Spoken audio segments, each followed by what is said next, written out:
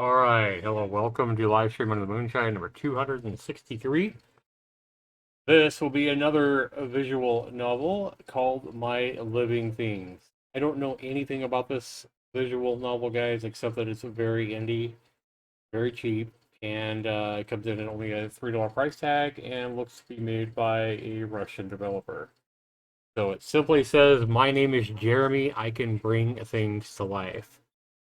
We'll find out if this short visual novel is worth the asking price and mainly worth our time. So without any further ado, guys, let's go ahead and jump into My Living Things, a Steam release that launched a couple months ago by LS Free. It is their first title on Steam. All right, so without further ado, like I said, let's go ahead and jump in and find out what this game or what this BN is about. Glad to have you guys here. Hopefully you guys all had a good Monday and a good weekend.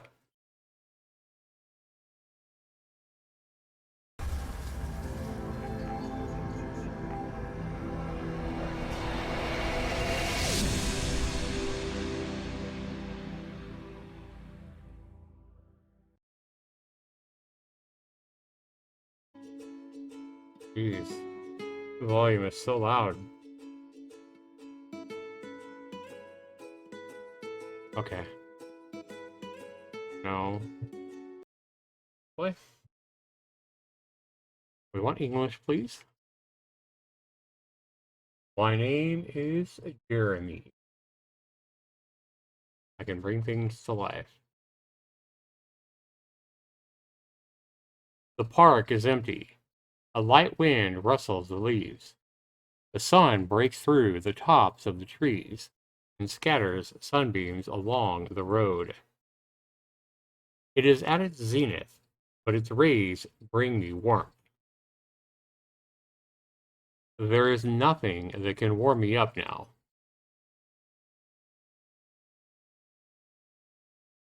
It's time to go home, but I keep standing and listening to the sounds around me. These are the sounds of life. It is dark, empty, and quiet inside of me. It's a dead silence that will never go away. I want to scream in pain, but the world doesn't care about someone like me. No one will hear my screams. The day is relentlessly counting down the minutes. It's time to go back.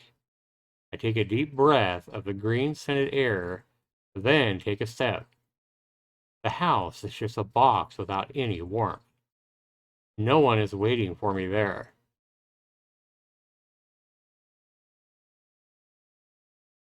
Okay. The hallway was dark. I took off my shoes and headed for the stairs. But seconds later, I was attracted by a strange knock coming from the kitchen. I looked through the door and saw Richard. We still don't see anything. Okay, so we got blood. My cousin was enthusiastically slicing something with a large knife. Thin streams of blood trickled from the countertop down the kitchen cabinet doors, forming numerous puddles on the floor. "Oh, you are here, finally!" His hoarse voice filled the kitchen. Without waiting for an answer, Richard grinned and thrust his knife into the cutting board with all his might. "Rah! I just made you dinner. Enjoy your meal." He solemnly waved his hand towards the prepared dish, decorated with lettuce leaves. Okay, that sounds not good.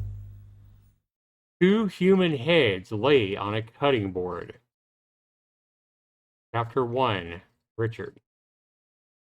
What? This is so weird, and I hate to say this, this is so fucking bad. With a low cry, I fell off the bench and hit the pavement hard. The pain instantly erased the trail of sleepiness from in my head. What a nightmare. Rubbing my elbow, I got up and brushed a couple of small leaves off my clothes. An old man passing gave me a sidelong glance. Yeah, I dozed off on a bench in the park, but who cares? I picked up the school bag I'd used as a pillow just a few seconds ago. Now it's time to go home. Back to your cousin? I approached the house that I'd never call my home. I live inside that cold box, but my heart doesn't belong here. I inserted the key into the keyhole, but the door was unlocked. Opening it slightly, I quietly slipped inside. The hallway was dark. I took off my shoes and headed for the stairs to the second floor. Halfway, I distracted my muffled sounds from the kitchen, like the knocking of a knife on a cutting board. Again? Holding my breath, I opened the kitchen door. Richard stood at the countertop and wielded the knife enthusiastically. I looked around and carefully breathed a sigh of relief. There was no blood anywhere. But what's wrong with me? What else did I expect to see? Nightmares are just bad dreams, aren't they? Or is he saying that he had a nightmare that his cousin was serving him two heads on a platter? Oh, you are here, finally. Still holding the knife, Richard turned to me and gave me an evil grin. Behind him, slices of ham lay on a cutting board. Well, did you bring it? I didn't answer. He walked across the kitchen and stopped in front of me. Why are you silent? I told you that the last day is today. It doesn't matter where you get it from. Richard knew I didn't have it. He just liked to mock me. He raised his hand and put the tip of the knife to my throat. Oh, yikes. I mean, the art's good. Where's the money, Jerry? I stared silently into his eyes, which resembled the eyes of the devil. Well, he ran the blade down my neck, but he did it carefully, so as to not leave any blood. Maybe I should kill you and bury you in the backyard. Would you like that? I remained silent. Without waiting for an answer, that would be scary. He went back to the countertop, put the knife on it, and then opened the top door of the kitchen cabinet. There was an expensive tea set. If you don't have any money, you'll have to pay it in another way.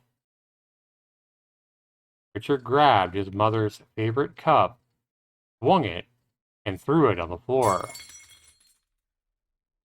You're going to be in trouble, you know. Having lost interest in me, he took slices of bread and ham and started to make a sandwich. I didn't say anything. I just turned around and headed for the stairs. Okay. Very weird. Very dark. Sure. The unfriendly second floor met me with silence. I went into my room, left my satchel by the door, and sat down on the bed. Actually, this room is not mine. Nothing has changed in it since the last occupant left. A fluffy pink carpet is on the floor, a large mirror, posters with famous movie actors on the walls. This room belongs to my cousin, Monica. How many cousins does he have? As soon as she turned 18, she rented an apartment and got the hell out of here. And she did the right thing. It's unbearable to live with such a family. I looked around the room as if I'd Never seen it before. My gaze settled on the desk. There was a cup, a pencil, several notebooks, and a dictionary next to it. Today is Friday. I don't have to do my homework. I closed my eyes and just sat there for a while, trying not to think about anything. Life seemed to have stopped, and I wanted to prolong this moment as long as possible. Soon the front door slammed, and I heard familiar voices as my guardians returned from work. A few seconds later, Aunt Elsa's grumpy voice became higher and rattled throughout the house. She demanded that I come down immediately. Uh-oh. We've done so much for you, you ungrateful little rat. We've gave you food and shelter, and you have everything you need. Why are you nothing but fucking trouble? Why do you always bite the hand that feeds you? Oh boy. Meek and a bunny rabbit. My present world was like an absurd, grotesque shadow theater, distorted, empty, and out of proportion. It had only one color, black. Furious, Aunt Elsa lashed out at me as soon as I entered the kitchen. Her eyes drilled right through me. Her poisonous tongue entangled and choked me. Richard was standing near the window, watching us with joy in his eyes. He had done a good job on the crime scene. The pieces of the cup were still lying on the floor, and the chair was pulled up to the kitchen cabinet, where the tea set was still visible through the half-open door. Of course, the chair is a key piece of evidence in this case. I couldn't reach the upper cabinet myself, and my aunt forbade me to climb there anyway. Does she really believe that I did this just to spite her? While I was mentally asking myself this question, things were heating up. How many times have you been told not to touch anything? After slapping me in the face, Elsa went wild. Her indignation spilled out like a torrent of words that I didn't listen to. I just stood there, silently staring at her and thinking about how I should prepare for my math test, which will be next Monday. Don't you dare look at me like that! Slapped him again. He slapped me again, and I looked down at the floor. My thoughts slowly shifted from a math test to thinking about how different my mom and her sister actually were. Elsa didn't hesitate to raise her hand to beat me, while my mother, I was absolutely sure of it, would never hit a child, neither her own nor someone else's. This is simply impossible to imagine. When my aunt finally ran out of steam, she turned to her husband. Uh-oh. David, beat the crap out of him. Oh boy. Ella's husband, who had already made himself a cup of coffee, was sitting at the table, hiding behind a newspaper with the latest news. Oh boy. David, did you hear me? Yes, dear. His voice was calm. While David was drinking coffee, I cleaned up the mess. Then he whipped me and put me in a corner for a whole night. What the fuck, man? This visual novel is so fucking weird. Depressing, too.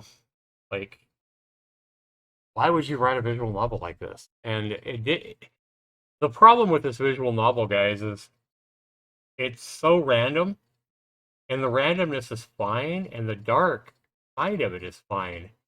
But this visual novel spent absolutely no time developing the characters and what's going on. It just jumps right into this guy getting abused. This was not the first night I spent in the corner. There was silence in the house, broken only by David's snoring. He always snored loudly and selflessly. I wondered how Elsa could sleep next to him. I turned my head towards their bedroom, stared in the darkness. The walls of this house were suffocating me. It was a cage I couldn't get out of. I felt like a bird with a broken wing, or with two broken wings. Even if a miracle happened, even if someone let me out of here, I would not be able to fly anywhere, because it was too late.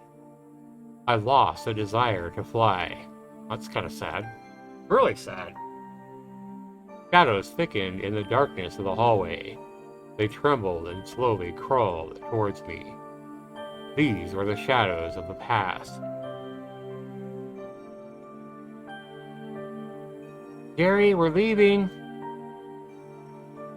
Sunny morning, the last morning of my ordinary life. My mother waved goodbye to me. My father, who was already standing outside, smiled and winked, so he's remembering when his mother and father left. So his mother waves goodbye to him. His father, who was already standing outside, smiled and winked at him. The door closed behind them. This was the last time I saw them alive, but I didn't know that at the time. If I had known, I would not have let them go, or I would have gone with them. Then we would still be together, dead or alive. I closed my eyes.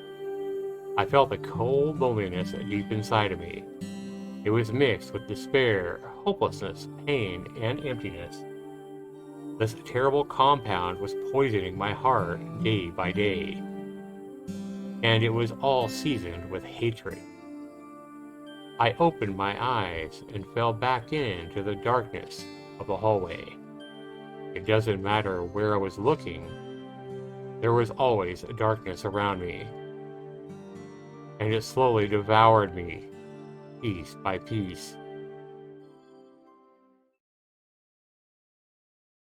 Jeremy, wake up! My mother's voice snapped me out of my sleep. I jumped up and looked around. It was already early morning. His mother's voice snapped him out of his sleep.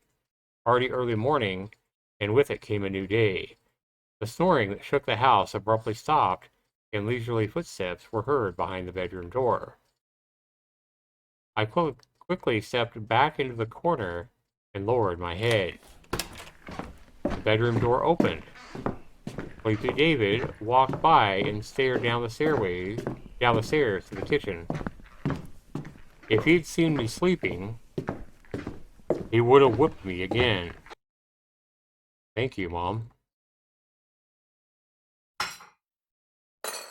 Throwing a contemptuous glance in my direction, my aunt put a glass of water on the table. As a punishment, I was not only whipped, but also left without dinner. And, as it turned out, without breakfast. I took the glass and brought it to my mouth. My hands were shaking slightly. Richard watched me with a satisfying grin on his face as he slowly buttered his bread. A plate of fried eggs and bacon was steaming in front of him. I was hoping he'd choke on it. I can imagine. I took a sip of water and felt the pain in my stomach. We're running out of milk and eggs. Elsa shoved a piece of paper with a list of products under my nose and turned to her son. You'll go with him. But Mom, go together. He can't carry it all alone. Okay. David, can you eat faster? We're gonna be late. Yes, dear. Ella's husband, as usual, was hiding behind a newspaper. I finished my water, put the empty glass down on the table, and looked at Richard. A predatory smile was spreading across his face. Okay. What's going to happen now?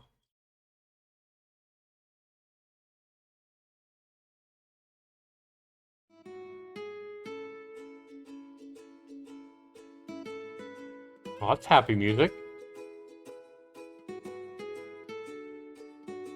There weren't many shoppers in the store. It was early Saturday morning. Normal people were sleeping at this time of day.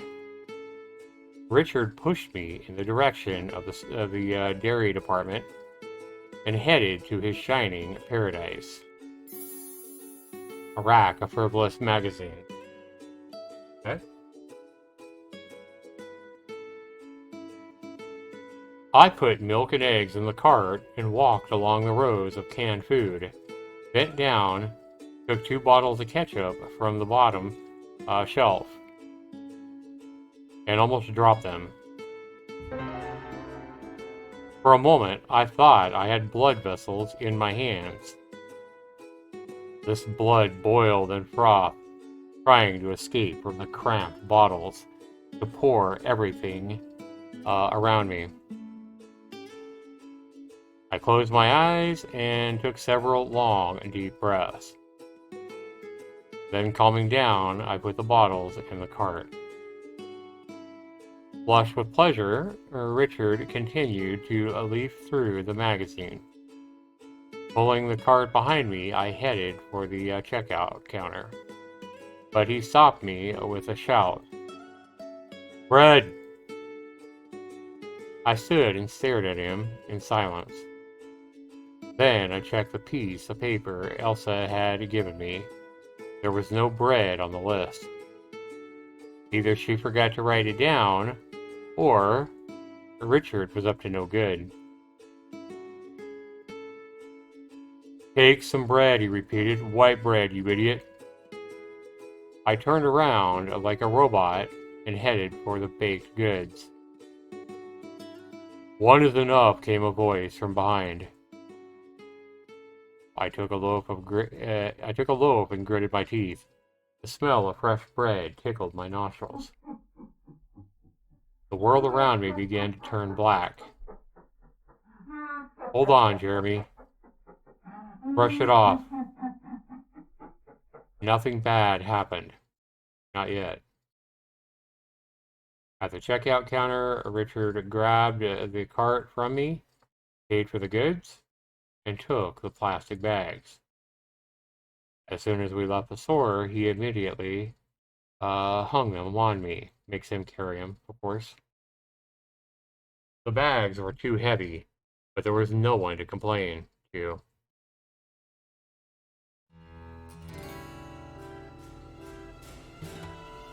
"What a weakling you are!"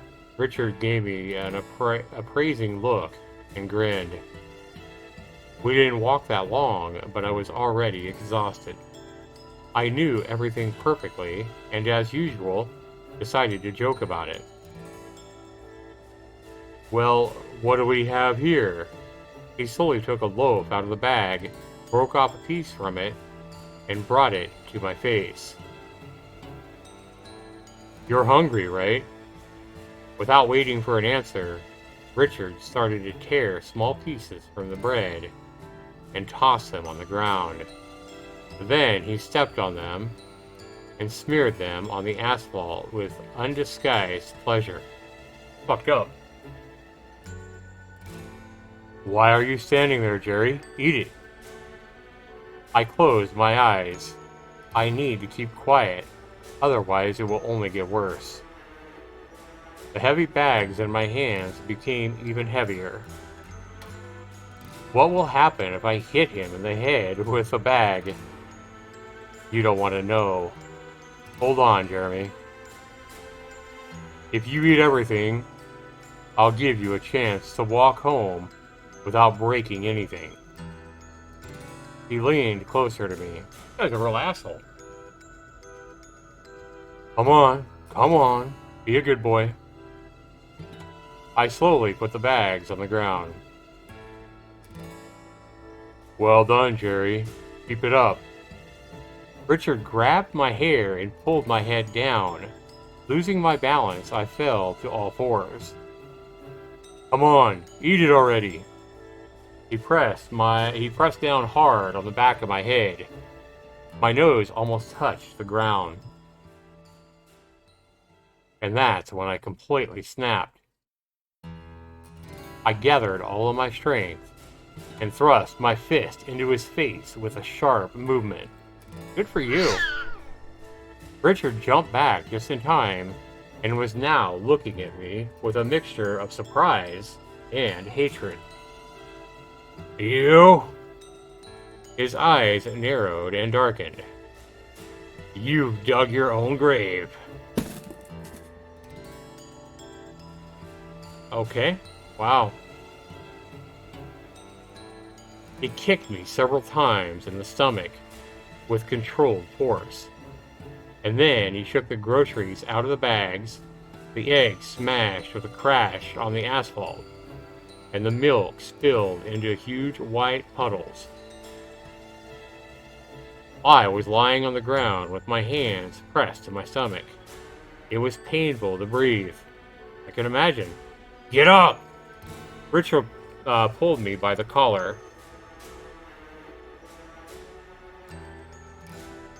I struggled to my feet and followed him.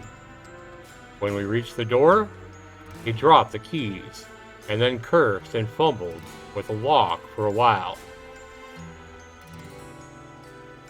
The hallway greeted us with silence. Richard's parents were away on business. Without a word, my cousin disappeared into the kitchen. I went up to Monica's room and curled up on the bed.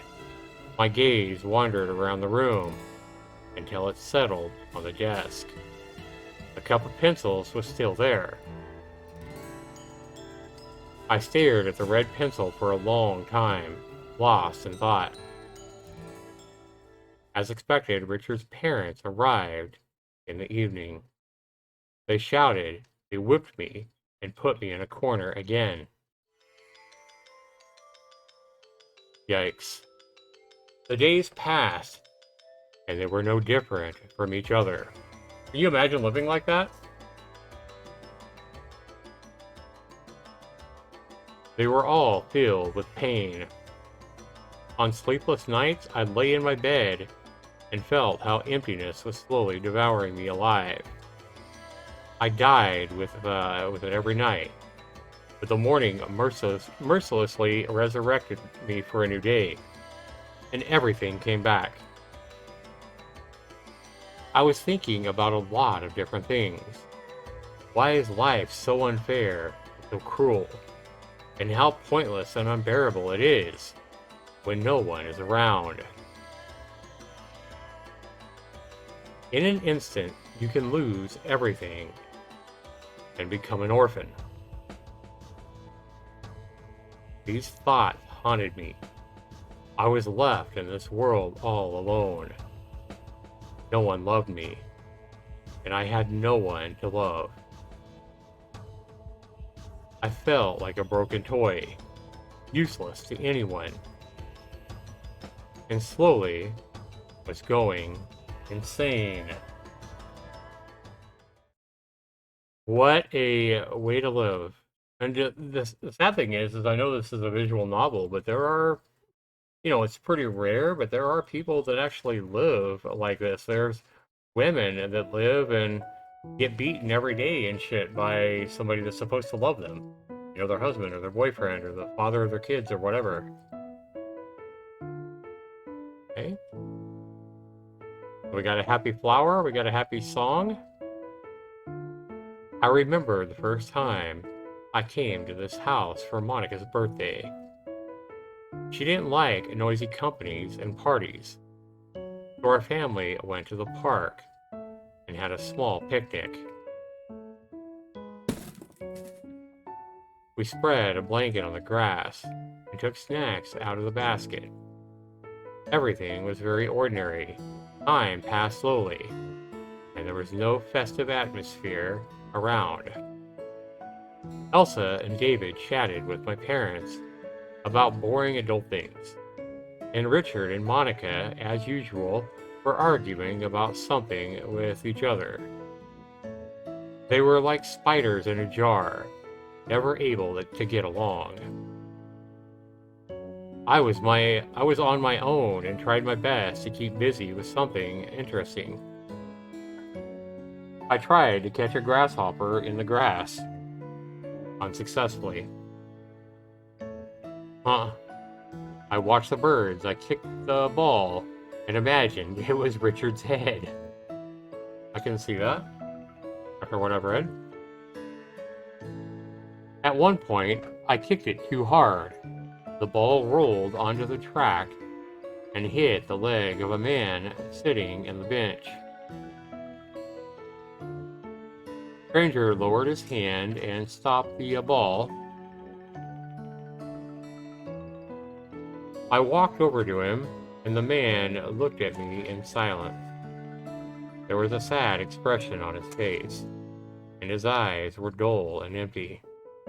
It seemed that he was mourning someone, and his life, shattered by loss, lost its meaning. It's a lot to judge somebody by just because they got a sad expression on their face. After a moment, the man picked up the ball and handed it to me. Then he took a handkerchief out of his pocket, tied a few knots on the corners, and covered it with his palm. A smile touched his lips, and at that moment he looked like a magician about to perform his best magical trick.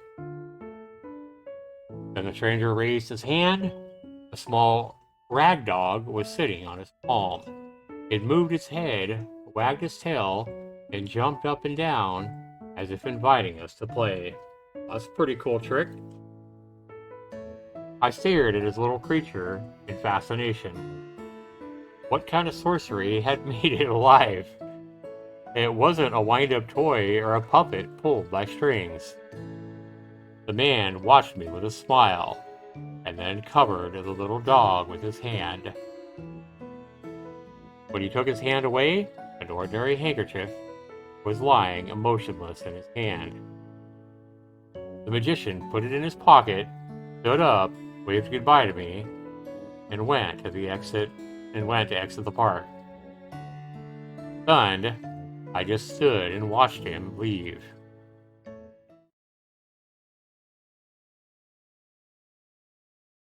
Okay, now what?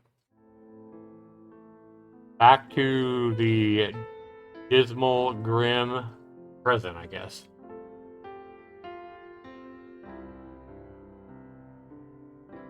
Get up! Why are you lying here like a bomb? Something poked me hard in the shoulder. I reluctantly opened my eyes. Richard was standing over me, the grin still on his face. Oh, so that was Richard, not my aunt, or whatever. I knew I'd find you here. Get up. It's time to go home. I was lying on a bench, the same one on which the magician once sat. The way back from school passed through the park, and I often stopped at this place. My memories lived here. Here I could rest a little after school and sleepless nights. Here I could forget that I had to go back to the house, which would never be my home. Move! I got up and followed Richard. I stared at his back and thought about how wonderful it would be to escape somewhere. But all these thoughts were meaningless. Wherever I was hiding, I would be found. I'd be brought back. We crossed the road and approached the house.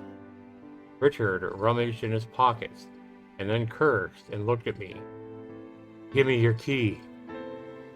Yeah, he forgot his own again. Why are you so quiet? Have you lost your key or what? I nodded, and Richard slapped my head in annoyance. Do you remember the huge paint can in the garage? Next time, I'll dip you into that paint can. You guy's a real fucking ass, man. I really didn't have the key. I had thrown it away. And now it was lying somewhere in the grass near a park bench. An ant on it. I just didn't want to go back to this damn house. Well, I have a lot to do, you know. Richard put his hands in his pockets and began to whistle. He headed towards the store, where he intended to flip through magazines with hot models on the covers.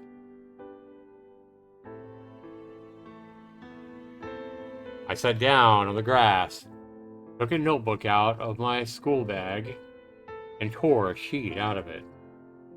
An ordinary notebook sheet that will soon become a bird. There's a rip. It's amazing how things can change their purpose.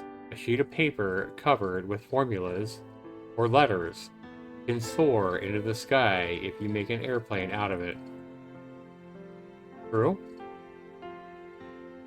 I loved making paper cranes.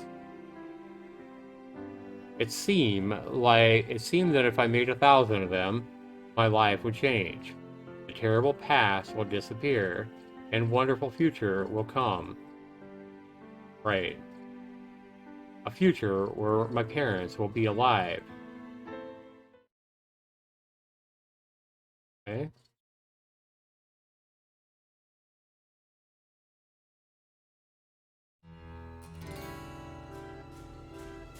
I brought the rag to the bloody stain that was crawling around me like a snake. I brought the rag to the bloody stain that was crawling around me like a snake. What?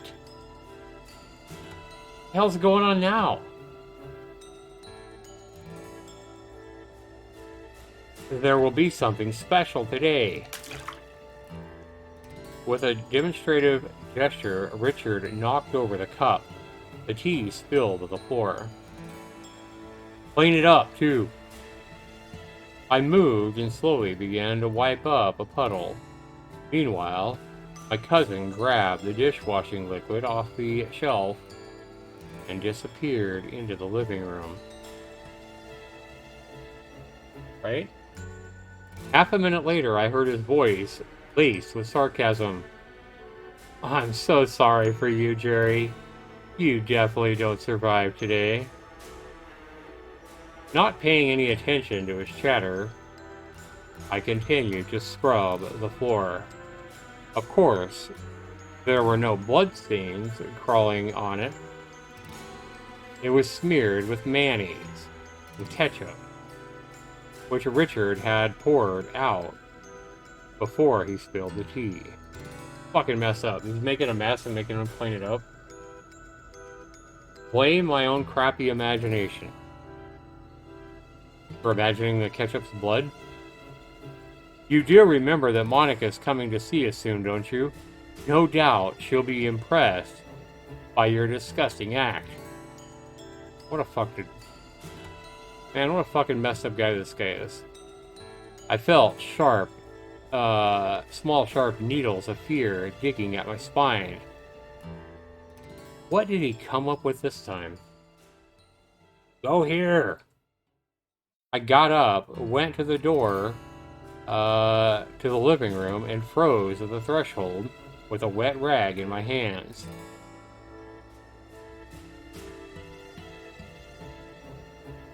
Richard was standing by the goldfish tank.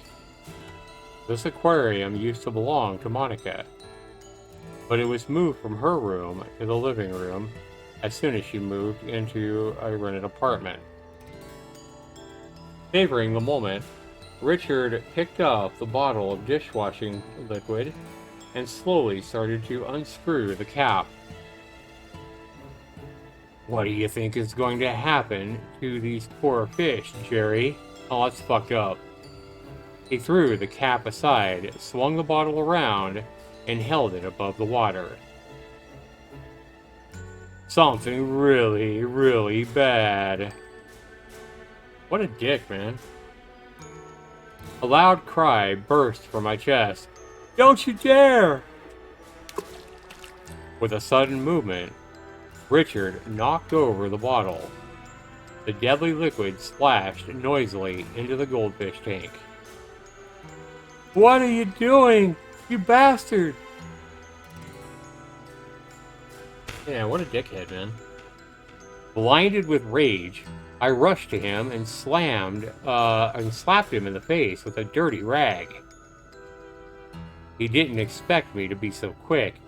The smile faded from his lips and was replaced by an animal grin. I'll kill you, you brat.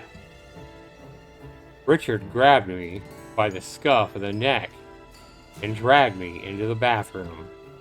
I resisted, but he was older and stronger than I was. In the bathroom, he knocked me down on my knees and tried to dip my head into the toilet. Oh man, what a he's fucking trying to. Man, this guy's fucked up, man.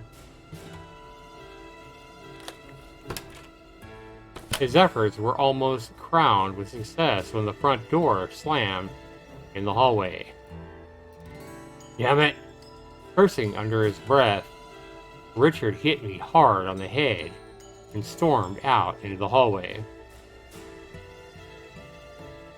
Left alone, I breathed deeply for a few seconds, and then I reached for the latch and closed the door. I've had enough.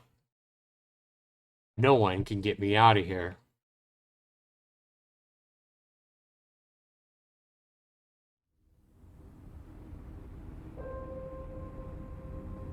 I looked around the bathroom, an enclosed space without windows, empty and cold, just like my life.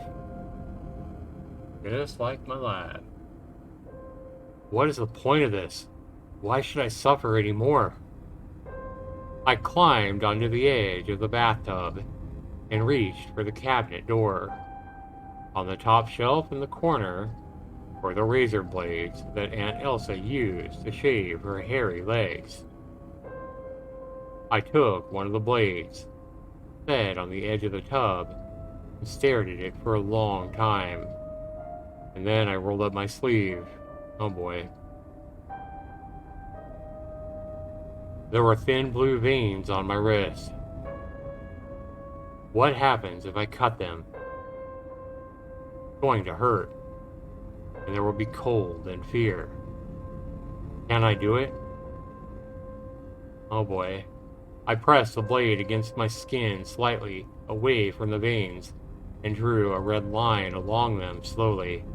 Blood came out, and with it came relief. Gary? Someone's voice pulled me out of my little world. This is Monica. Open the door. I glanced towards the door, and then looked down at my bloody arm. Gary, what are you doing? I took a deep breath and drew another red line. Oh no. No one will scold you, I promise.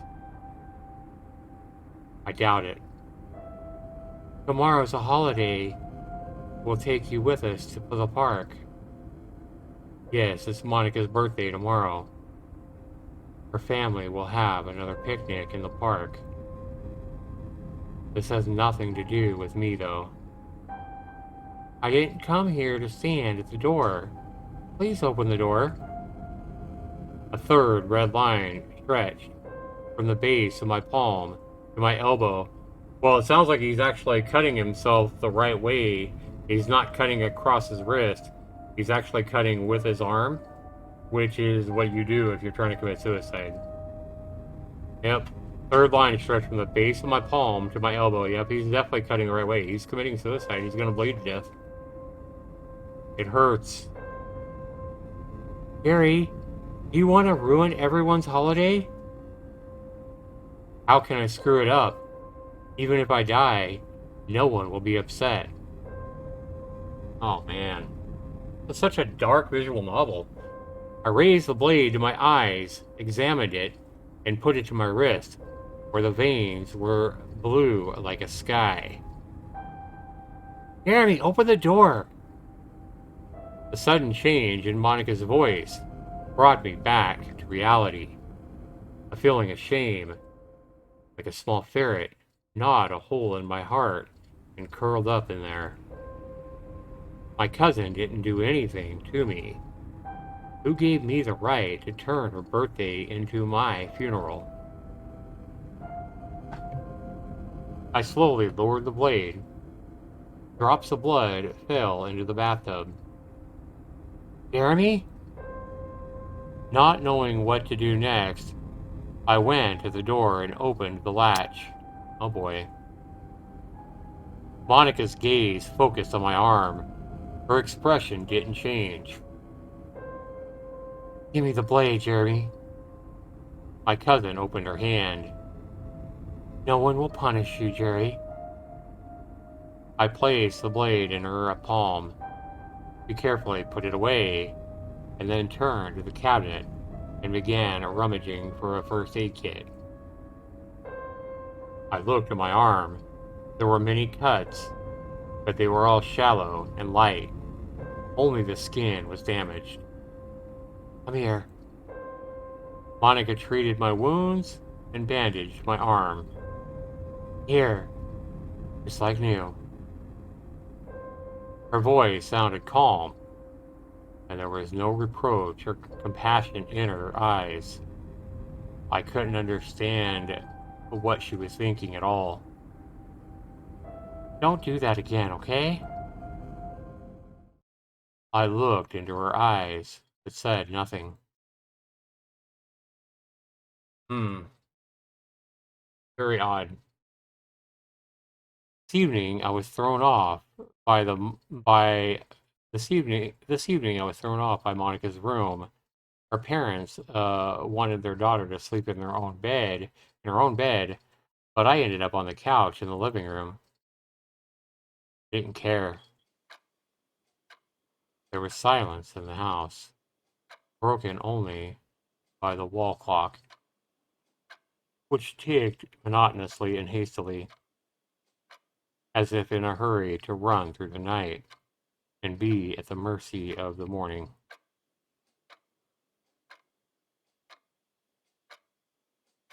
It was about midnight. I was sitting on the couch, my arms wrapped around my knees, looking at the aquarium.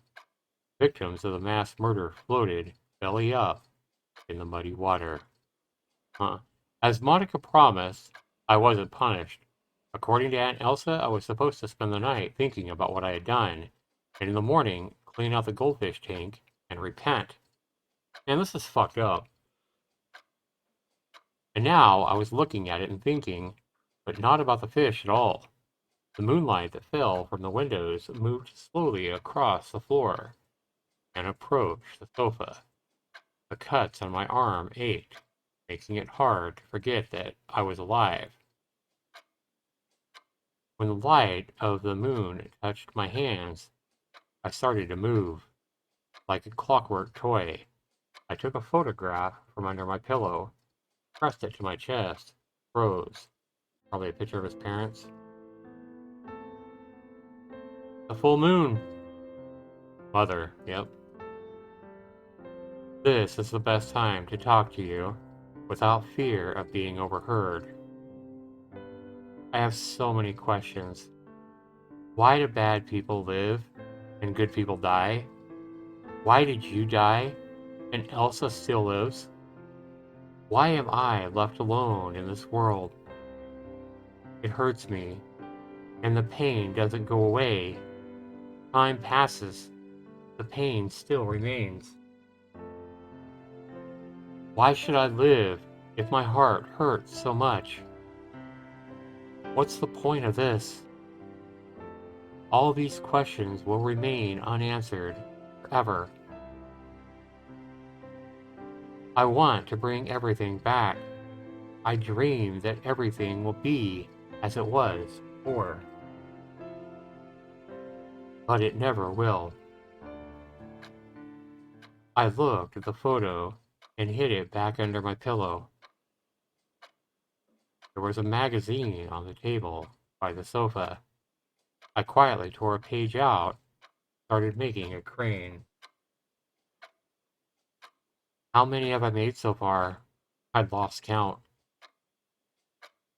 I've been making one crane a day since I moved into this house. They all ended up in the trash as soon as Elsa found them. I folded the sheet, the head, the wings, the tail, quick and easy. My mother taught me that. Then the crane was almost completely broke, or when the crane was almost completely broke, a splash reached my ears. I looked up, and a little paper bird fell out of my hands. The fish in the tank were moving. They opened their mouths, moved their fins, and stared at the world with their dead, bleary eyes. One of them jumped out of the aquarium and was now lying on the floor. Tail beat slowly across the carpet. The muffled sound of the strokes resembled the measured pace of a clock. I glanced at the wall. The clock on the wall stopped. What's happening? I got up from the couch, walked over to the fish to get a better look at it. My breath caught in my throat. What about it?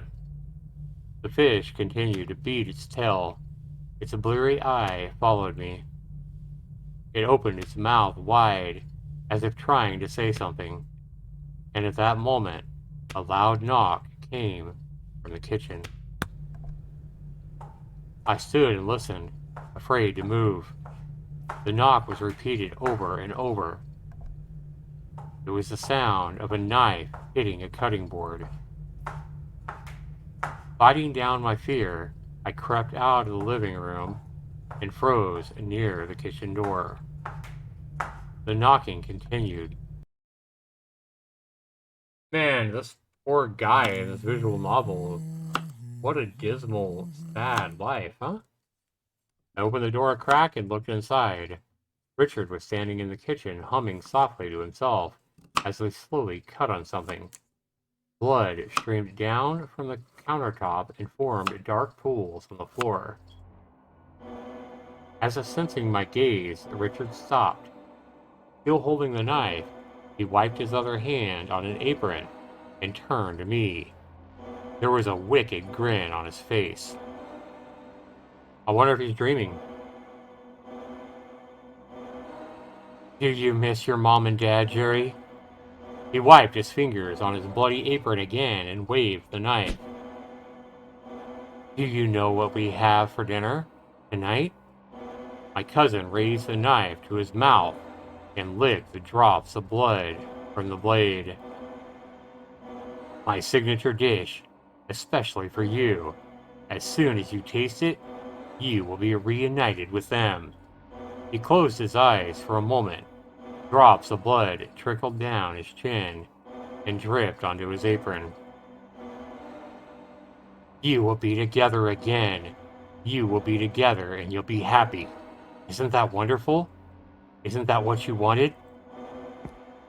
Richard gave a short laugh and took a step away from the table.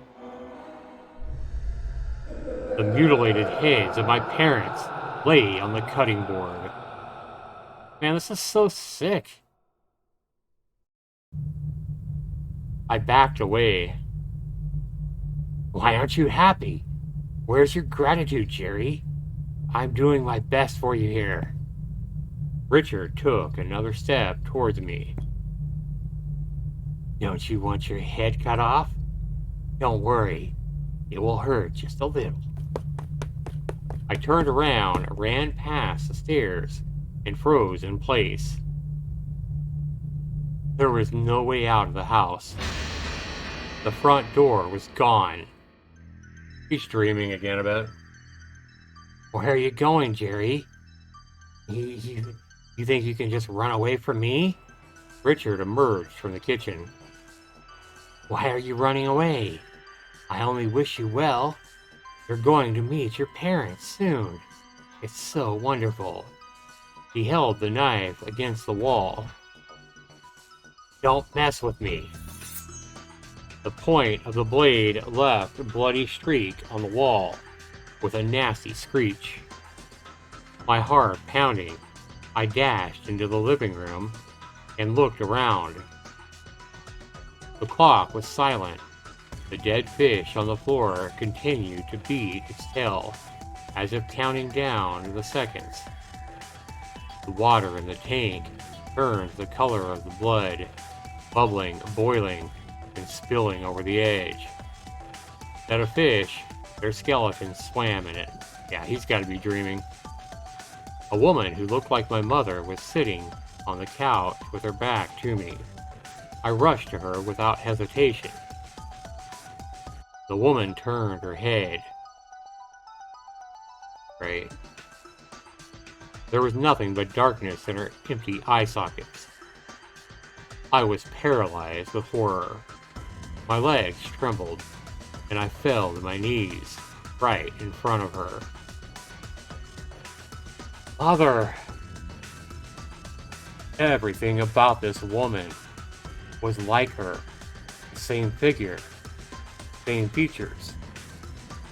But instead of her loving eyes, emptiness was looking at me. I held out my hands to her. I knew it wasn't my mother. That it's just a shadow from the past.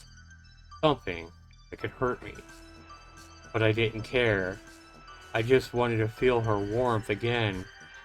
To touch her, to hug her, and say that I love her. Slow footsteps were behind me. It was Richard approaching. Mom, help me, please. I kept begging her for help, even when the tip of the knife jabbed into my back. Time to say goodbye, Jerry. The woman took my hands in hers and placed a paper crane in my palm. Tell me if it hurts. A second later, the knife pierced my heart. Wow. And I woke up. Yep, told you he was dreaming. Right. It was just a dream. One of the nightmares that came over me when I closed my eyes. When I did fall asleep. Or when did I fall asleep? My gaze shifted to the aquarium with dead fish and then settled on the clock. Second hand was still running around and the dial. The clock still working. It was 6 o'clock in the morning. The first rays of sunlight squeezed into the living room through the gap between the curtains. Crept towards the crane lying on the floor by the sofa. I dropped it when I fell asleep. Are you all right, little one? I picked up the small paper bird, folded it carefully, and put it in my pocket. At that moment, there was a noise from the kitchen. Oh, here we go again. What now? Something clinked. Who could be in the kitchen at this hour? Yeah, it is early, 6 a.m. I listened, then got off the couch and walked out of the living room on shaky legs. The kitchen door was ajar. The sounds of the footsteps were heard from there. And a knock. The knock of a knife on a cutting board. Oh boy. I peered in cautiously. Good morning, Jerry. Don't stand there. Come in. It was Monica. Monica roamed the kitchen looking for food. A cup of herbal tea was steaming on the table, and slices of bread lay on a cutting board. You can't sleep either, right? I walked into the kitchen and felt the tension ease. Already lost the habit of sleeping in my own bed. Can you imagine? Monica reached into the refrigerator. You want something to eat? I didn't want anything, and I was forbidden to approach the refrigerator anyway. Here you go. My cousin handed me a large red apple. I took it and held it, not knowing what to say. She made a sandwich, sat down at the table, and began to serve the tea. I sat down across from her. You don't look well. Are you poorly fed? I have no appetite. Monica gave me an emotionless look. She probably knew I was lying. How's school going for you? Bad? Things really weren't going well in school. After my parents had died, I lost interest in studying. My grades slipped, and I quickly went from being an excellent pupil to the worst one in my class. Have you made any friends at all? I shook my head. In the new school, as well as in the new house, I couldn't get along with anyone. Monica looked thoughtfully out the window. A mischievous ray of sunlight touched her hair and began entangling in it. There was silence. I brought the apple to my mouth and took a small bite. It turned out to be sweet, with a pleasant hint of sourness. I haven't eaten apples for a long time, since the day my parents passed away. In the past, my breakfast always started with an apple. Mom would cut it into thin slices and put it on a saucer with a blue rim.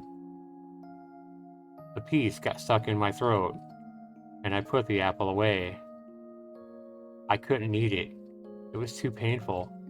I'm making him remember his mother. Noticing my reaction, Monica got up and walked over to me. Let me see your arm. She took off the bandages and began to examine the wounds. Richard did his best to kill the fish, didn't he? My cousin threw the old bandages into the trash can, then left the kitchen for a moment and returned with a first aid kit. Why do you look so surprised?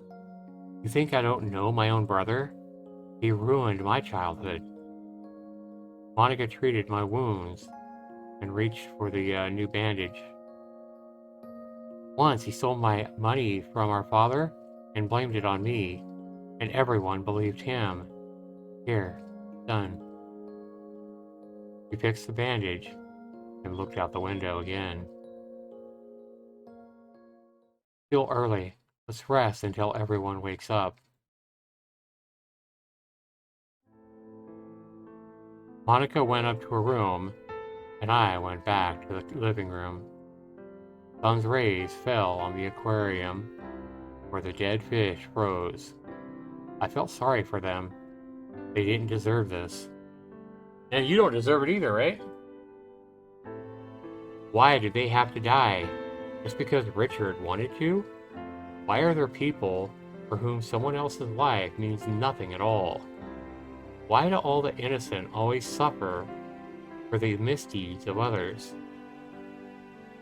I took the crane out of my pocket and hid it in my palms. The paper bird was lifeless and cold. I closed my eyes. Loneliness filled me up completely. How could it devour me day by day in a vast world full of people? So hard to live when no one is around.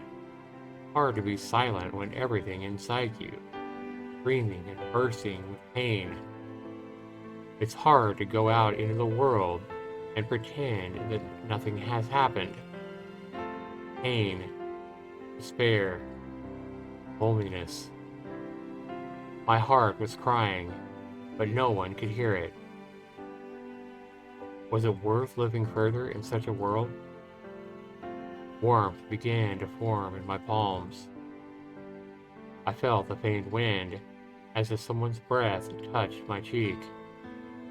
My head started spinning and at the same instant, a little paper bird in my hands came to life.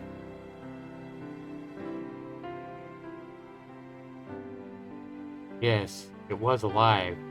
It moved on my palm and turned its head as if looking around. And then it spread its wings, flew up. It was made to fly. Paper replaced its feathers, and my warmth had given it life. How is this even possible? The crane circled the room, landed next to me. With a mixture of disbelief, surprise, and delight, I touched it, and the bird poked its thin beak into my hand. I was no longer alone. Oh boy.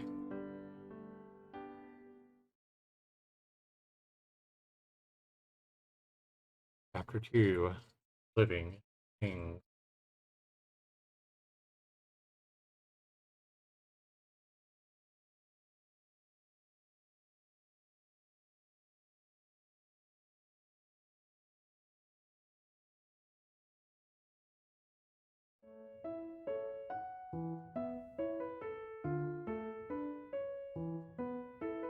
Richard spread a blanket under the tree, and Monica began to take snacks out of the basket.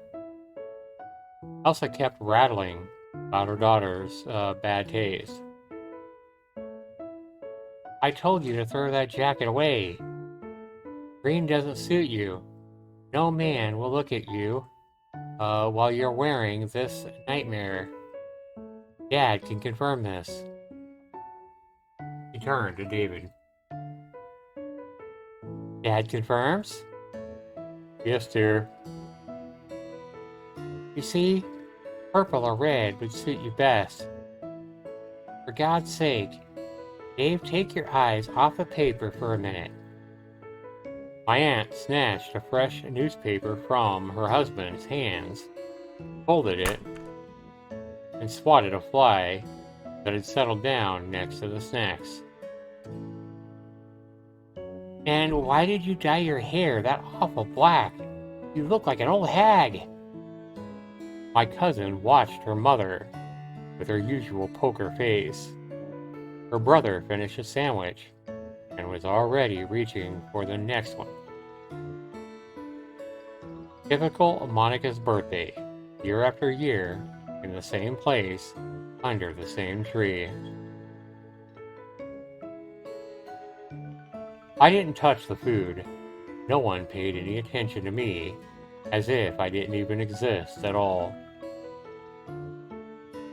I raised my head and looked up at the sky. It was blue and clear, without a single cloud today. It was a great day to fly. I wandered around the tree, and after making sure that no one was going to stop me, I went to where the bushes were especially dense. Richard followed me with a bored look. Oh boy. Hiding from prying eyes, I took the crane out of my pocket and laid it on the grass. It instantly perked up and turned its head, looking around curiously. So he has an imaginary friend now. A paper airplane. Do you want to fly, little one? As if answering my question, it flapped its wings, but didn't fly up. And really, what if someone sees? I stroked its back. What should I call you? The crane straightened its neck and looked at me. It had no eyes, but I had no doubt that it could see everything. Right. The longer we looked at each other, the more the bond grew between us. He seemed to be trying to tell me something. Or was he trying to warn me? I had the feeling that if I gave him a name, something terrible would happen. Something that would transcend this world. Something cannot be undone. Therefore, I let it remain nameless. I took the paper bird back into my hands. What power brought you to life? Was it the power of love, pain, or the thirst for justice? How about the power of imagination? I often thought of the man who showed me a little rag dog. I often visited the little place, or the place where we had met, hoping to see him again. Could he answer all these questions? Rain moved in my palms, and at that moment someone called my name. The voice belonged to a child and sounded familiar. Who is it? I looked around, but there was no one next to me. The voice continued to call me, insistently, quietly. It seemed to be a sound in my head, and yet it was so far away. Calm, cold, emotionless, like the hiss of a snake. A call that cannot be resisted.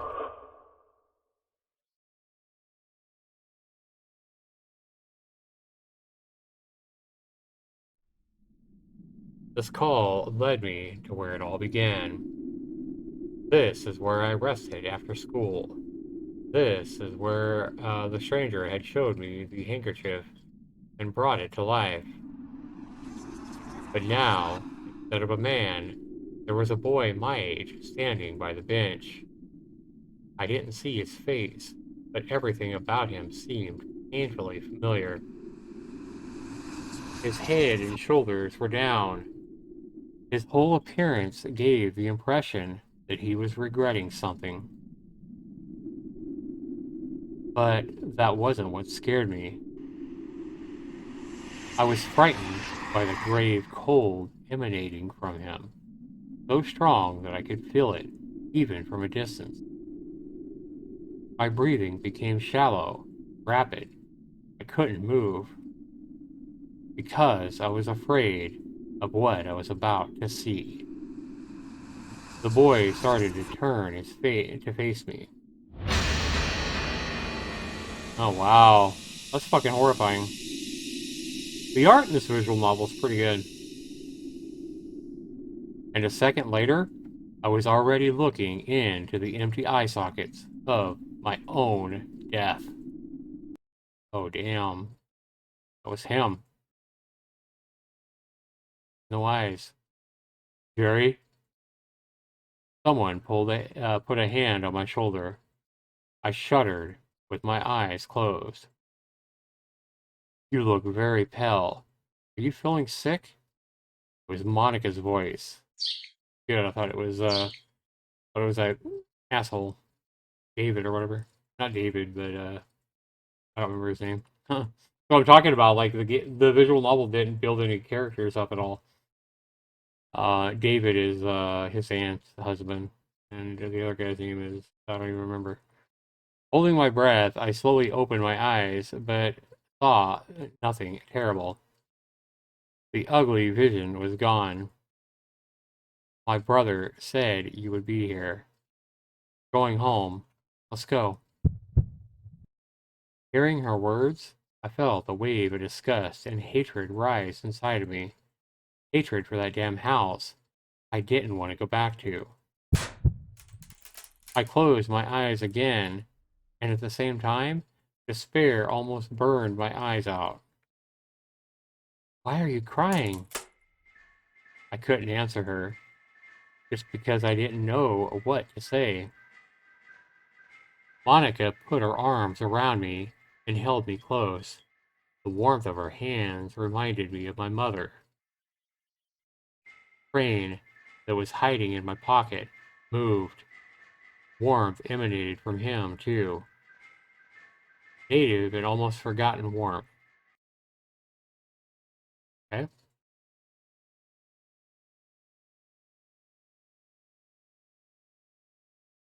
Okay. Are we gonna move on, game? Here we go. After Monica left, I went back to her room. The days dragged on, one after the other, all gray and all empty. school, homework, sleepless nights, things that have never changed. Richard. Of course, we gotta remember, should remember Richard, because it's the long name for Dick. Richard is a dick. Yeah, should have remembered his fuck.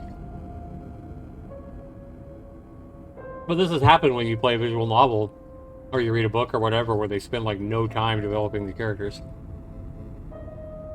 Anyway, Richard continued to bully me, and his parents continued to hate me. I was beaten, was cornered. The little bird was the only solace in this endless cycle of pain. Can you imagine like a paper airplane or a paper crane that you fold up being your only friend, being the only reason you don't feel super lonely? Every time the night fell, I held the crane in my hands and shared my sorrows with him. Raising his head, the bird listened. He was always silent. Okay. I really wanted to hear his voice. I really wanted someone to talk to me. The pain in my soul was unbearable. Trying to distract myself from this pain, I'd often take a pair of scissors, penknife, and a sewing needle. Anything that could hurt me. Anything that I could find. I was cutting myself and pouring my blood over my heartache. Drop by drop, piece by piece, pain and hatred were devouring me from within. Sometimes I took a picture of my mother, and I looked at it for a long time. So he took out his picture of his mother, who's dead, evidently. Looks at it for a long time, and it brought me no relief and only intensified my sorrow. Well, of course, I mean, if you take a picture of somebody that you've lost, or especially if they're dead now, and you just look at their picture, you're just going to miss them more, and your sorrow is going to increase. My wounds were growing deeper, and at some point, they tore me in half. I'm wondering if this visual novel is ever going to have any kind of happiness at all, because so far, all it's been is total despair. I just got back from school and was about to change when Richard burst into the room. "How are you, Jerry?" With his hands in his pockets, he walked around the room, stopped by the bed. "What are you hiding there, huh? Is it a photo of your precious mom?" Again, what a dick, man. He threw the pillow off the bed and picked up my mother's picture. Oh no, what a fucking dick, man. What a Richard. "Don't touch it!" A spark of surprise flickered in Richard's eyes. He's long been used to my silence. But I was silent for too long. Yeah, we knew the last time he went at Richard. Yeah, I wound up with him getting fucking kicked in the ribs and shit. But I was silent for too long. It was time to fix it. Yeah, right. "Did you say something?" "Don't touch it!" My scream echoed through the house and shattered against the windows. "So what will you do?" A vicious grin appeared on Richard's face. "Will you run to complain to your mommy?" He spat on the photo and then threw it on the floor and stepped on it. Man, this guy really is a fucking prick. "Don't be such a coward, Jerry. Show me what you can do about it." I could feel the rage rising from the depths of me and enveloping everything around me. How my eyes were getting bloodshot. How the rattle, like a growl, escaped from my throat. There was a red pencil in a cup on the desk. I grabbed it and I lunged at Richard, aiming for his face. I jumped, and it hit him. I jumped and hit him, not the pencil, but I jumped and hit him. The pencil stuck into his eye socket, and blood spurted out. Oh shit. No, of course, nothing like that happened. He imagined it. I actually tried to hit him, but Richard easily caught my arm and twisted it so hard that the joint cracked. Oh, that's fucked up. The red pencil fell with a soft thud and rolled across the floor. You little shit. Richard hit me in the ribs a couple of times. Oof, oof, that would fucking... This guy's such a dickhead, man. Remember what I said about the paint. It's time for this now. Oh, he said he's gonna fucking dip his head in a can of paint in the garage or something. He beat me until I stopped resisting. Then he grabbed me and dragged me into the garage. It was empty. Elsa and David hadn't arrived from work yet. My cousin angrily threw me to the ground and walked over to the rack where the tools were lying. On the lowest shelf was a huge can of white paint. Now, let's have some fun. He forced the lid open. A sharp smell of paint filled the air. I'm going to feed this to you, but you can die like a dog. Richard closed the distance between us, and in 2 strides grabbed me by the collar and tried to dip my face into the paint can. I gritted my teeth and squeezed my eyes shut. There was no one to help me. If Richard really wanted to kill me, he would. Here and now. But I was wrong. I was not alone. In response to my fear, a small paper crane flew out of my pocket and lunged at Richard, aiming for his eyes. Reflexively dodging, he waved the bird away. It continued to circle around him, but it didn't have the agility and speed of a real bird. Richard caught it with ease, crumpled the frail body in his fist, and threw it on the floor, and trampled it like a burned-out stub. A wild pain shot through me. A part of my soul had been trampled, murdered. Of course, he imagined that it was alive. Mad with rage, I twisted around and sank my teeth into Richard's arm. Clenched my jaw with what strength I still had. I tasted his filthy blood on my tongue. Reaching instantly, he grabbed me by the throat and squeezed it until I unclenched my teeth. My wheezing and coughing filled the empty space of the garage. Richard was standing over me, fear in his eyes. What exactly was he afraid of? Was he afraid of what he had just seen? Or was he afraid that he had almost killed me? Blood slowly dripped from his hand to the floor where the trampled paper crane lay. Richard looked at it. The fear in his eyes was replaced by disbelief and doubt. Putting his palm over the wound, he backed away and walked out of the garage without a word. Everything inside me was burning, pain, breathing heavily.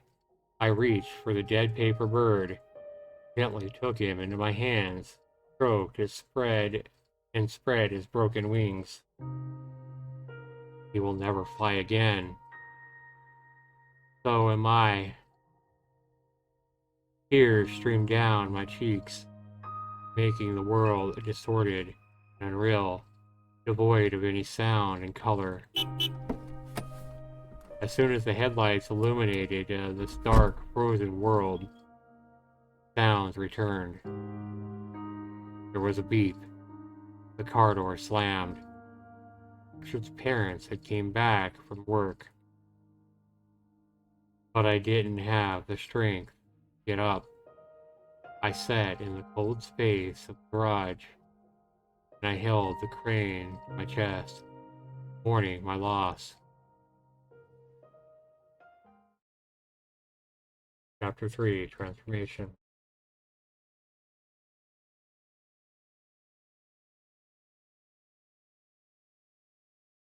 Yeah, so far this visual novel has had nothing happy at all in it. All it's been is really, really violent and sad despair. I hope this is made up. I hope this the person that made this visual novel isn't actually writing about their own life or something. You disgusting parasite.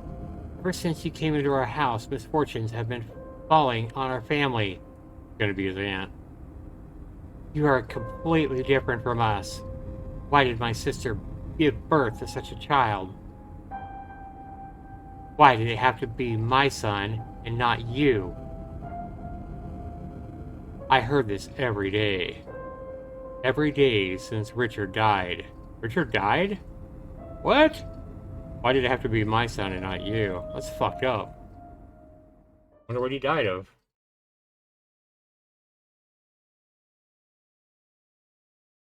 Monica and I were alone in the house. Her parents went to the cemetery to visit the grave of their beloved son. He was always a dick. Yeah, Richard, yep. That's what Monica said. He was always a dick. My cousin was stirring her tea with a calm expression on her face. The only legacy he left was a stack of porn under his bed. That suited him just fine.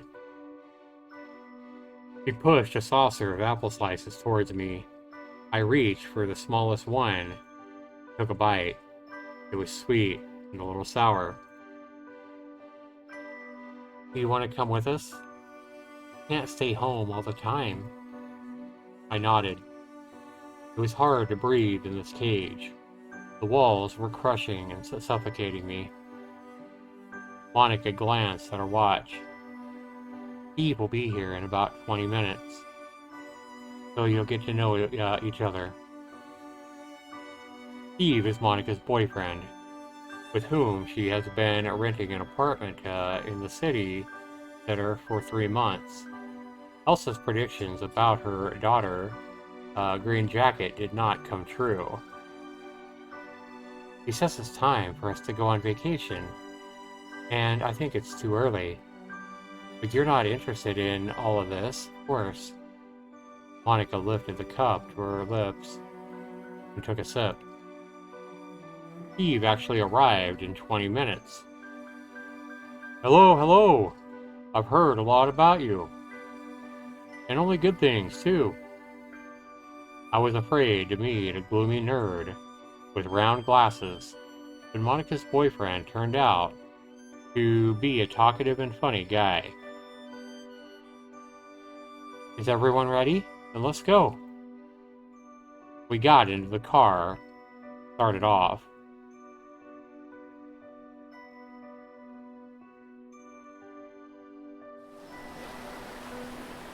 Went to the beach, huh?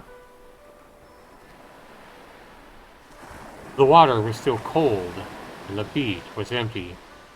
While Monica was getting a basket of snacks out of the car, Steve spread a tattered blanket on the sand. I stood on the shore and watched the waves roll steadily back and forth. There are things that never change. Even if I die, the waves won't stop. They will still roll ashore and return to the sea, leaving behind wet sand. I crouched down and touched the sand with my palm. How did Richard die? He ran across the road at a red light, stumbled, and fell under the wheels. The driver didn't have time to slow down. Well, I couldn't imagine a more satisfying death than the death of Richard after what we read about he did to this person in this visual novel, right? Karma's a bitch, right? Nobody mentioned this, but I knew he tripped because the shoelace was untied. The one that I accidentally touched when Richard was beating me up in the garage. Again, how fitting. Ridiculous, stupid death. It was just what he deserved. Exactly. Although, if he slipped on a banana peel, I ran my finger along the sand and looked at the horizon. What will my death be like? What do I deserve? Thinking about this, I drew a small paper crane in the sand, and then another one, and one more. I wonder if I could bring a bird made of sand to life. It consists of many grains. No, I can't do that.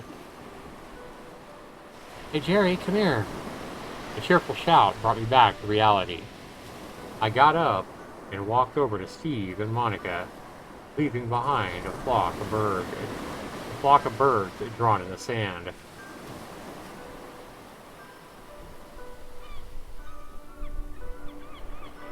Eagle!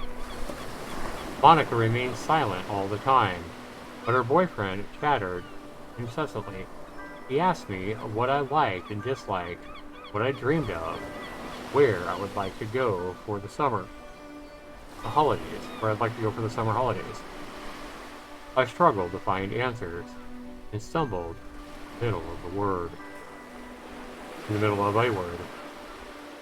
My biggest dream was to have my parents back, so that everything would be just as it was before.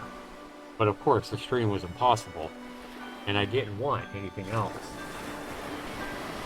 Everything collapsed in an instant and couldn't be restored. So I said the first thing that came to my mind. I got confused. I felt my cheeks turn red. Seeing my confusion, Steve cracked another joke and switched the subject. Monica watched us with unemotional expression on her face.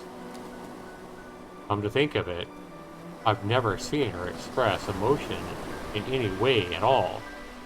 That's kind of sad. Her attentive gaze didn't miss a single detail of what was going on around her.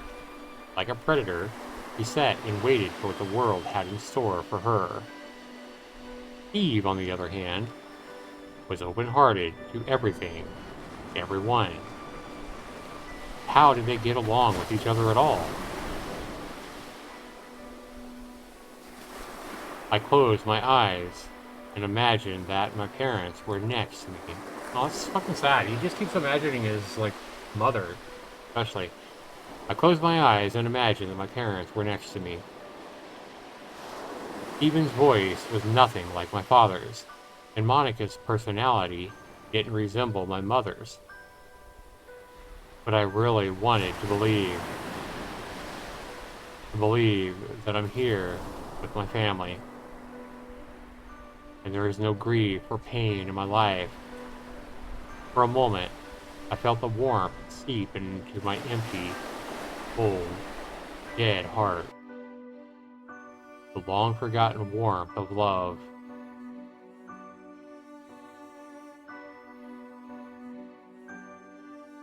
Time continued to move forward even when it was frozen for me. The days passed slowly. Elsa was already taking it out on me. His Aunt Elsa was already taking it out on me. He beat me and cursed me as if I was to blame for something. Perhaps I really was to blame for the death of her son, but I did not feel any guilt. I can't imagine why he would feel any guilt, can you? Monica came to support her grieving parents every weekend.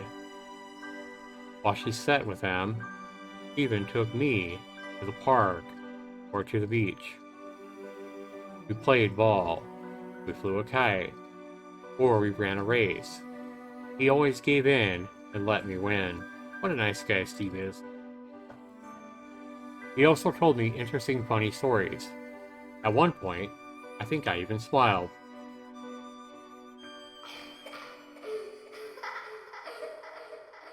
For the first time in so many months.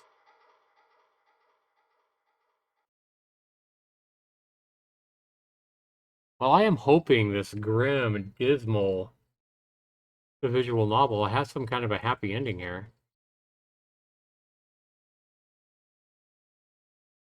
It has these long black screens where I'm clicking and nothing happens. There we go.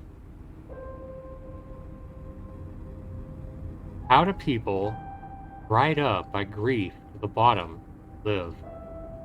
How can you call that a life? Late in the evening, I sat on the bed and looked at the picture of my mother. A paper crane nestled on my shoulder, and I watched as my fingers slid across the smooth surface of the photo, touching my mother's face. Once again, I was thinking about life and death, about whether I have a future.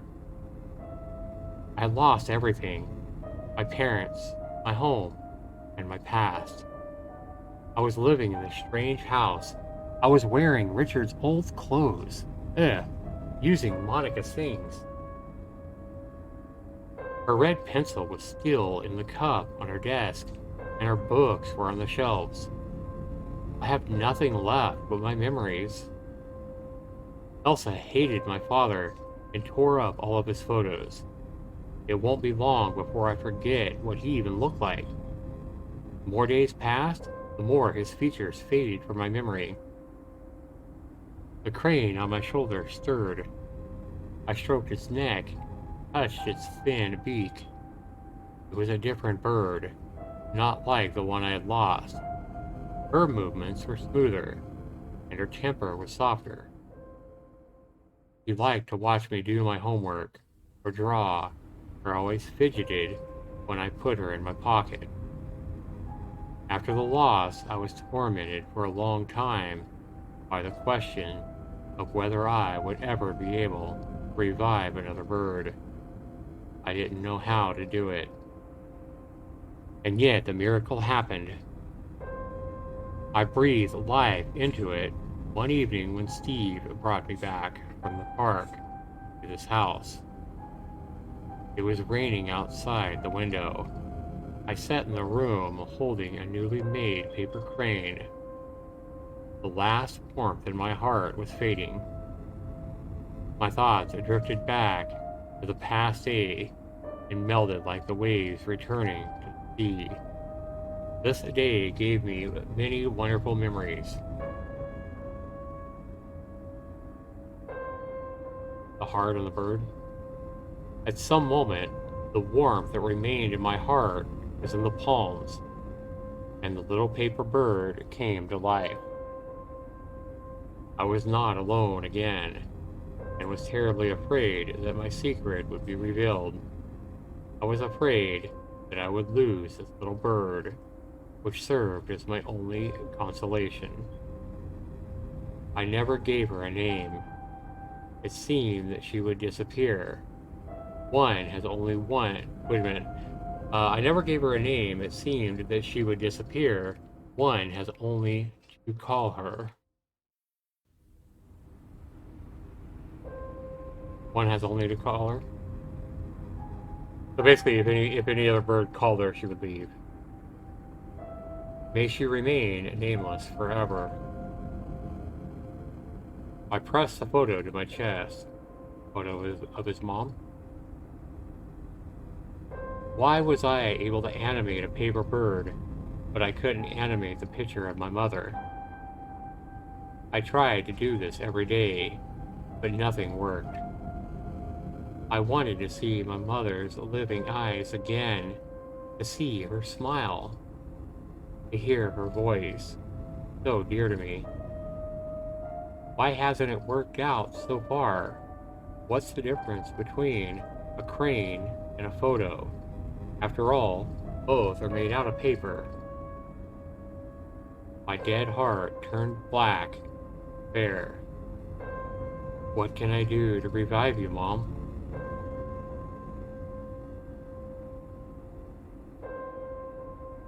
The crane on my shoulder perked up. She flapped her wings and pushed her beak into my neck, drawing my attention. What's wrong, little one? She rose into the air. She made a semicircle around the room, and landed on the door handle. She tapped it with her beak, over and over again. "Do you want to go out?" "What for?" The door was locked. Now I was always locked in my room, only allowed to go out, go to school. The crane continued to knock on the handle. As I approached her, she glided down, laid flat on the floor. I gave her a push, and she slid into the hallway through the crack under the door. A few seconds later, the soft sound of a latch opening heard. "You're so light, little one. Where do you get so much strength from?" I peered cautiously out of the room.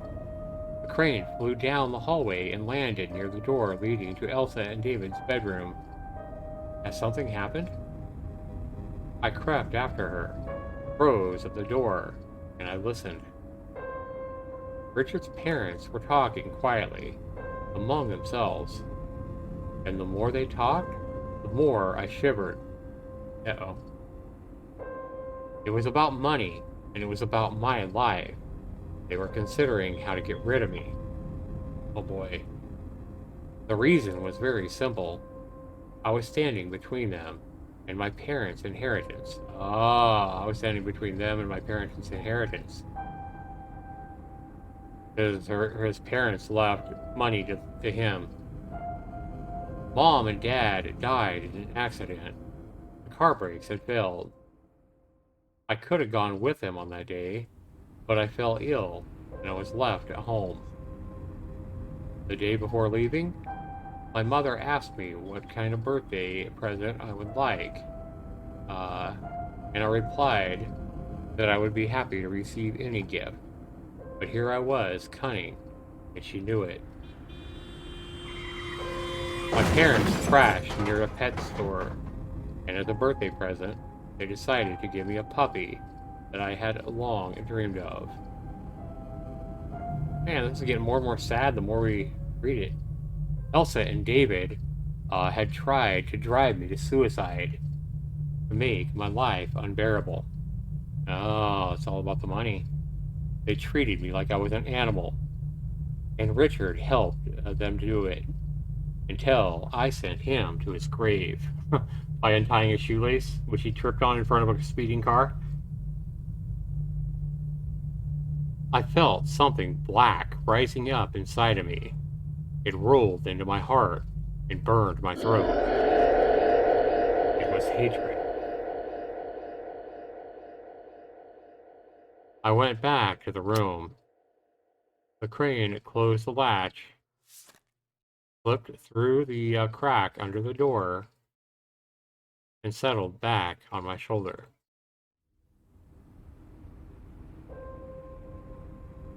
Be his mother? I've been thinking about all of this. Was my parents a death? An accident? Why did the car's brakes suddenly fail? Good point, good question. And why did this happen on a day when we could all go together? No. Too good to be a coincidence. David's company was in serious financial trouble, and my parents had a house and a considerable fortune in a bank account. The picture formed completely.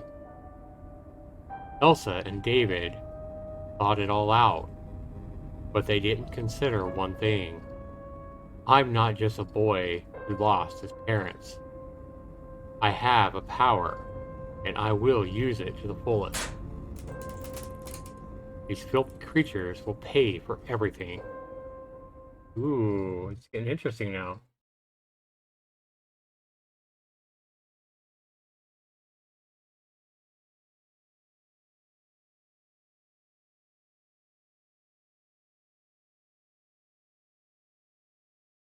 Is this the end of the chapter, or what are we doing here? Richard's parents worked for their own company and always went to work together. Early in the morning, I waited for the right moment and slipped into the garage while Elsa and David were arguing about something. The red car was polished to a shine, and I waited patiently the red car was polished to a shine and waited patiently for its owners. But how loyal is he to them? Will I be able to perform another miracle? Will I be able to animate a thing that can actually kill? Oh, he's going to try to animate the car, bring the car to life, like he can bring the paper cranes to life. I touched the hood and I closed my eyes, listening to my feelings. The hatred boiling inside of me splashed over the edge and tore through my guts and burned in my palms. The car responded. I could feel the life force flowing from my body into her cold steel heart. She was furious, and she was hungry. She sucked me dry. I don't know if you want to say the car sucked me dry. She sucked me dry. Yeah, that might be the wrong thing to say. People will take that wrong.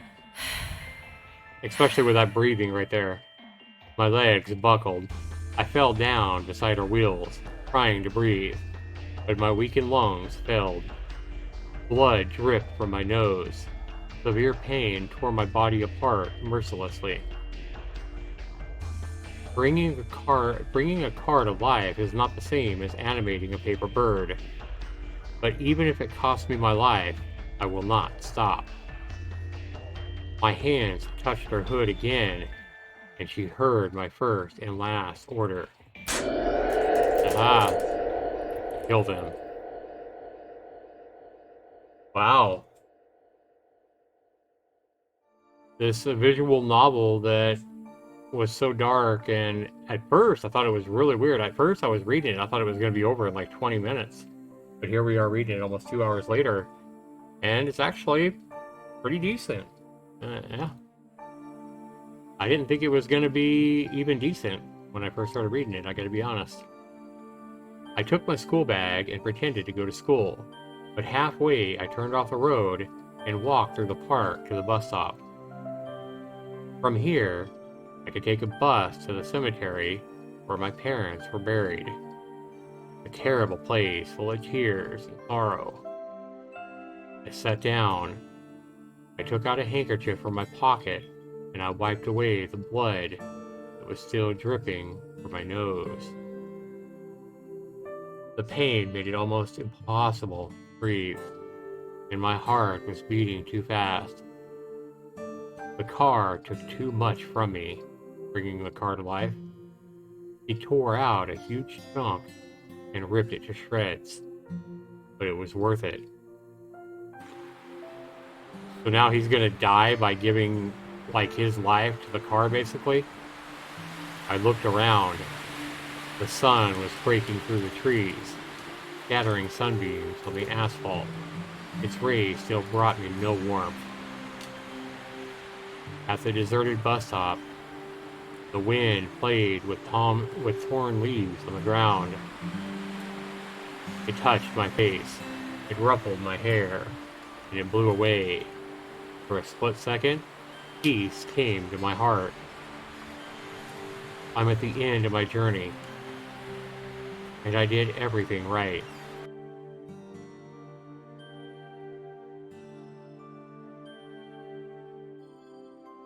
Early morning, weekday. Cemetery was empty. I went to my parents' grave, and I sat down next to it. They were buried together. There were no flowers on the grave, and I couldn't bring them because it didn't matter anymore anyway. So death was standing behind my back, hissing and writhing like an ugly snake, ready to kill or cure with a single drop of venom. Good way to put it. It gave me time to think. He had no hurry.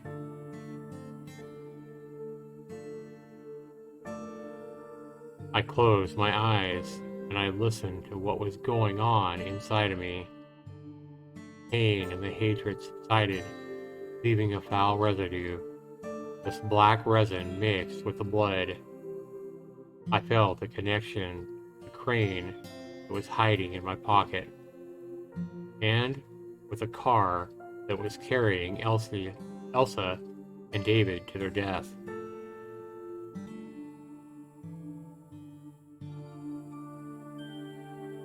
I opened my pocket. A restless paper bird jumped into my palm. I raised my hand and looked at the horizon. The crane spread her wings, stretched out her neck, and pierced the sky with her thin beak. My little nameless bird, will you live if I die? Will you feel lonely and hurt? I hugged her to my chest. She froze, as if she knew what I was thinking. Wouldn't it be too cruel to leave you all alone in this world? Forgive me.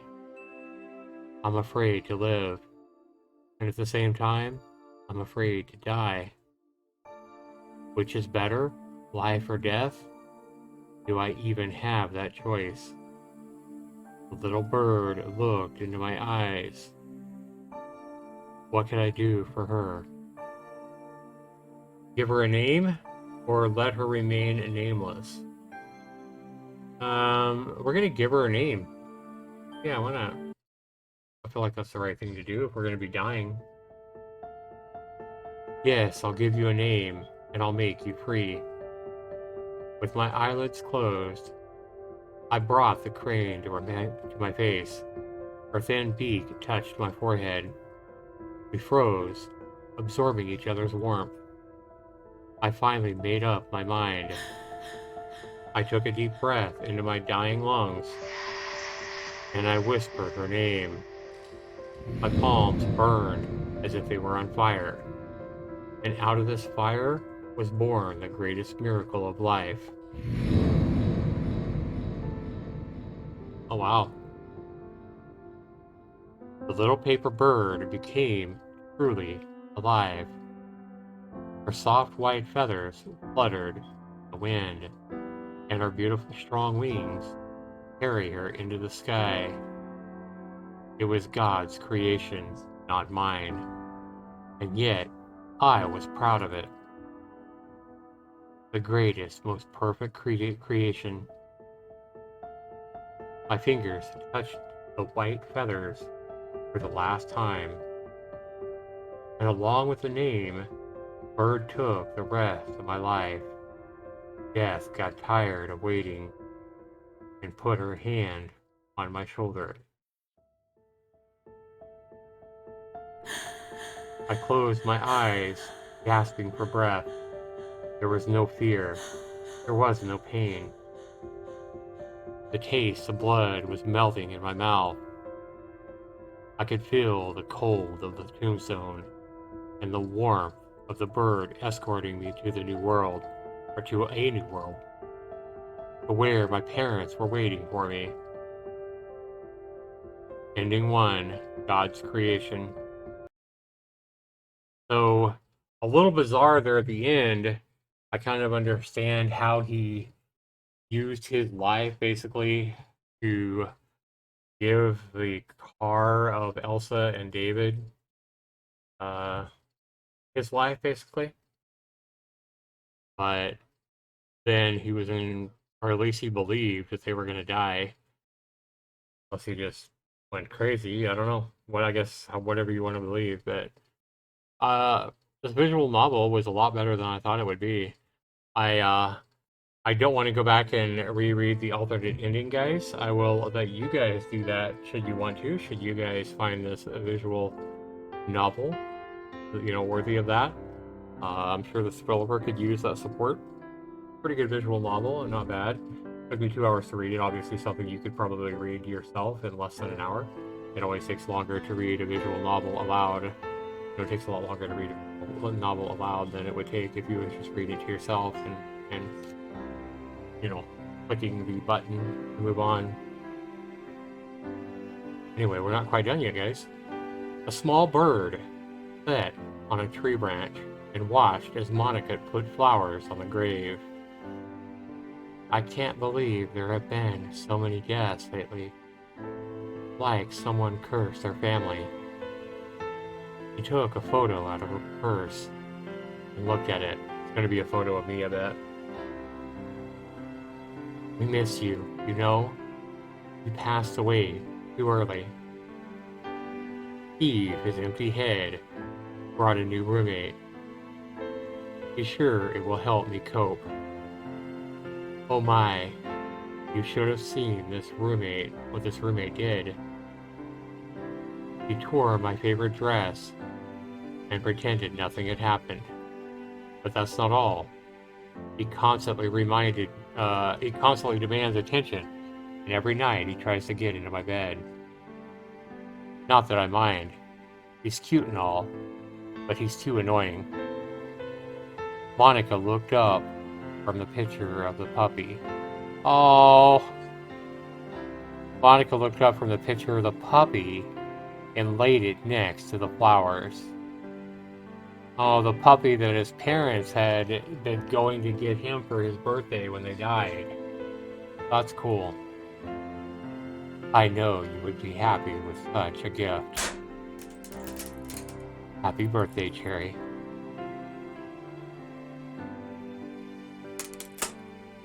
I thought it was over. Well, I was wondering if the visual novel would have some kind of a happy ending, and I guess that was bittersweet. Oh, definitely bittersweet, I think. Well, this is another visual novel. This is not the first time this has happened, guys, where I started reading a visual novel and I was thinking, oh my god, this is terrible at the start. And then by the end of the visual novel, I end up really liking it. I don't think this is the best visual novel I've read by any stretch of the imagination, but it was, short enough to where it doesn't take a long time to read. So I can appreciate that. The art was really well done, I think. And the story definitely evolved over time. So even though I was talking about how, it didn't take enough time to create the characters really or what had happened, I think it kind of did that intentionally because it wanted to evolve the story and what had happened as it went along.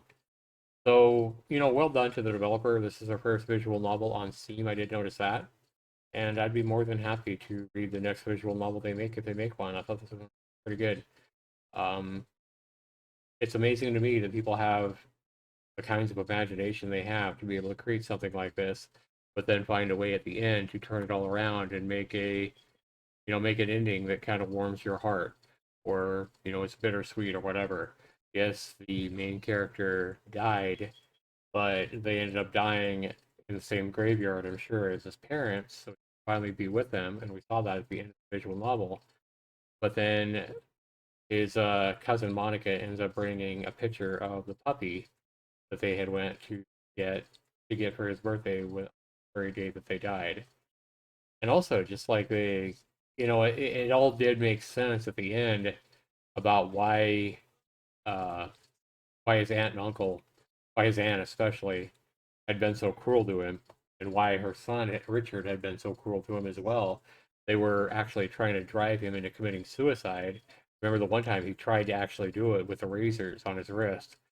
They were trying to drive him to commit the suicide just so that they could get the inheritance from his parents, so that he wouldn't get it. So again, the evil in this game was all about money. And don't we see that, the irony? Don't we see that in the real world all around us all the time? Some of the most evil things we see always seem to revolve around. And My Living Things novel portrayed that and demonstrated that very well, I thought. So again, a pretty good visual novel. It starts off kind of weird. It starts off uh, pretty bizarre. It's very dark, sure, sad at moments, but then it has that bittersweet ending. I don't know what the other ending is, guys. I'm not going to play it on stream or play it. So if you guys want to see what the other ending is, I think there's one more. I think I read that it has two endings. But if you guys want to go through and make the choice of not giving the paper bird a name to find out what happens, then I would encourage you to do that and support this developer. So be sure you comment down below on the YouTube video that I'll upload to my YouTube channel for a live stream under the Moonshine number 263 here. And let me know what you thought of this visual novel. And if you stayed to listen to me read all the way through it, I want to go ahead and thank you for your support.